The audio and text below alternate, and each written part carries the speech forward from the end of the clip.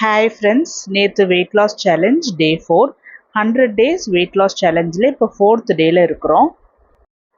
நான் காலையிலைக்கு கம்பங்கூழ் தான் எடுத்துக்கிட்டேன்.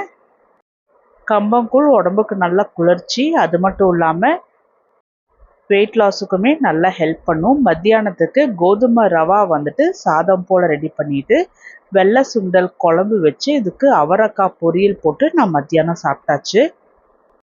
எப்போவுமே நான் ஜீரக தண்ணி ரெடியாக வச்சுருப்பேன். வேணுங்கும் போதெல்லாம் கொஞ்சமாக சூடு பண்ணி குடிச்சிக்கிட்டே இருப்பேன். சாயந்தரமாக ஒரு 2 பீஸ் தர்பூசணி சாப்பிட்டேன். அடுத்த நாளைக்கு ராகி தோசைக்கு தான் ஊற வச்சுருக்கேன். இதுக்கு 1 டம்ளர் ராகிக்கு 1/4 டம்ளர் தினை அரிசி, 1/2 டம்ளர் உளுந்து போட்டு நல்லா வாஷ் பண்ணிவிட்டு ஒரு 5 மணி நேரம் ஊற வச்சு மிக்சியில் அரைச்சி எடுத்துட வேண்டியது தான்.